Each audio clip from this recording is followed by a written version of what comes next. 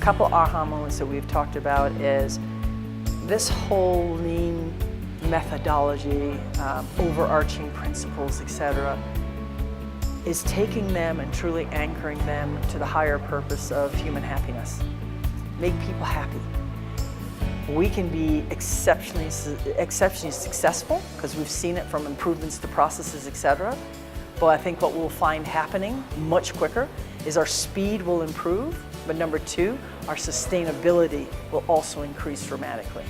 So thinking about all the principles that you're learning and all the tools and concepts that people are training and showing is, if we're linking this to making people happy at what they do, then you start to apply them differently when you use them. You start to think about the long term versus just to make the improvement now. How do you build the system and capabilities for that to happen?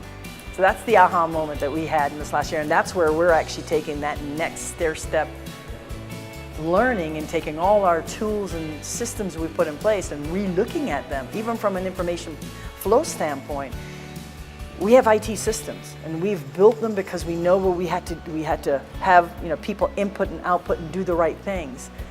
But when you look at it from a whole different perspective of how that information flows, enabling people to be happy, enable them to drive improvements and do all those things rapidly and fast, we never built the systems to be capable to do that.